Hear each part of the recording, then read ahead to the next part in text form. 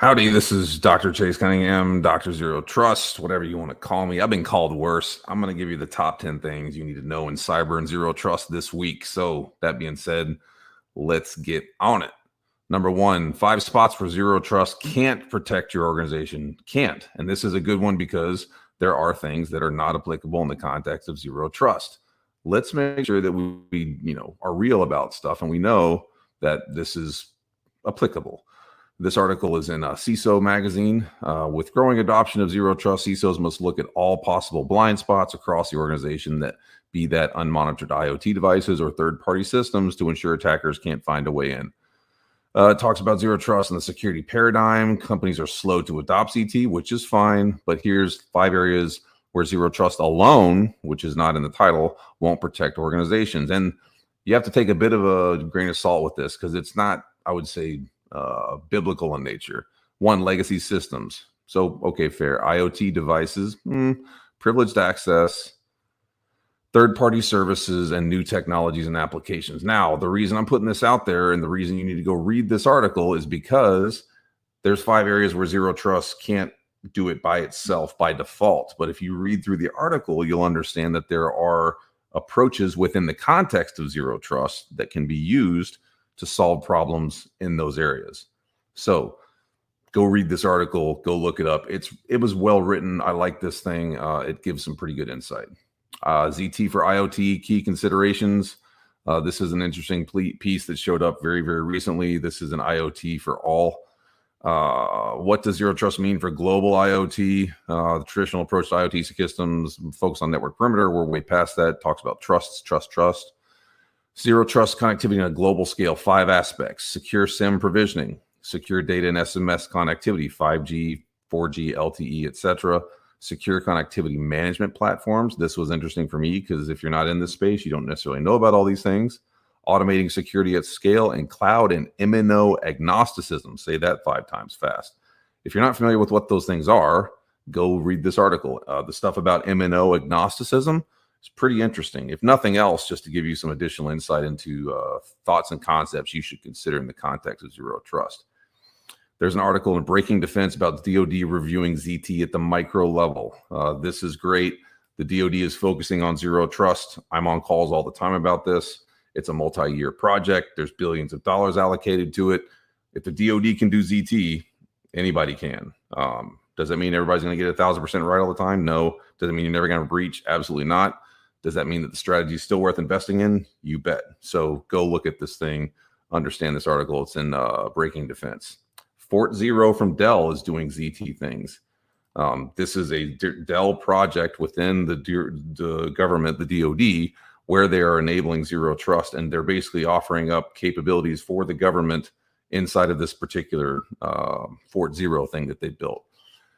There's a lot of really smart people working on this project. It's great to see a major player like Dell doing some of this work and lining this up for the government. Again, interesting stuff. Go read up on it, get familiar with it.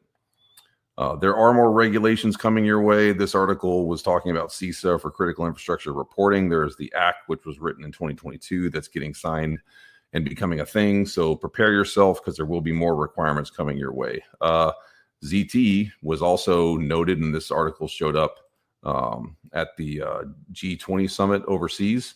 And they basically went out to the hotels that are in the space where all the big muckety mucks are staying and said, we're enabling zero trust within this organization. You're part of it. You're going to do this. Here's how we're going to do it. And they talked a lot about identity and access management. They talked about device security. They talked about passwords, whatever. Good article. And they're doing it for the G20, which is all of the world leaders except for Kim Jong-un and Putin, who are meeting in Russia today. So interesting stuff there as well. Where do dollars go? IAM cloud security to drive new cybersecurity spending. This article is in CISO Online. Essentially, it's telling you where the money is starting to follow and flow for the next couple of years. Say that 5 times fast. Most people are going to be spending it. And there's, even though I don't like a lot of the stuff that Gartner publishes as far as just their sort of analyst side of things, because there's a whole other issue there, but you are seeing the trend and trough going on here. So IAM, cloud was the peak over here. Then there was the trough of disillusionment. And then now we start to get into the adoption phase. So worth looking at and understanding. Chronic problems in cyber for hospitals. This article is in Forbes.com. It's written by someone who does a lot of work within hospitals. It talks about the bad state of cybersecurity within healthcare. It's concerning as someone that just recently had a family member in the hospital having surgery done on them with a Da Vinci robot that the doctor was not even in the room. He was in the next room over, doing the Da Vinci things with his super amazing wireless system. Concerning. Hospitals are very flat networks. Hospitals have got a lot of other priorities, and for them to keep up with this is an issue. Even though they have all these requirements in healthcare and HIPAA and high trust and whatever, hospitals are not, in my experience, well prepared for cybersecurity threats. There's an article in Information Week, mission-fueled leadership is critical in cybersecurity. Now, if you're not familiar with what mission-fueled leadership is, this would be worth your time to go get into and discover. I personally think this is a great article. I think we need more mission-focused leadership in the space. If you don't know how to be a mission-focused leader, maybe you don't know what your mission is. If you don't know what your mission is, how can you bring other people along with you? And I'm not talking about a vision statement or something that you put up on a plaque on your way into the office. I'm talking about the mission of the organization, the mission-focused leadership. Good article. Take the time and read it. And then lastly, why are all the layoffs in cybersecurity? And I'll cover this on my weekly live stream. Why are all the layoffs in cybersecurity when business is so good? If you look at the numbers for businesses that do cyber stuff, it's been a windfall, and it's been a windfall since 2019. Why are they laying folks off right now? Yes, there's some economic things, but there's probably a bigger question we should be asking here. If their profits are up like they are and everyone's reporting better than expected earnings, why would you lay off 10 to 20% of your workforce? Does that make sense? Anyway, that's the top 10 things you need to know this week. I'm Chase Cunningham, Dr. Zero Trust, reporting for Cybersecurity HQ.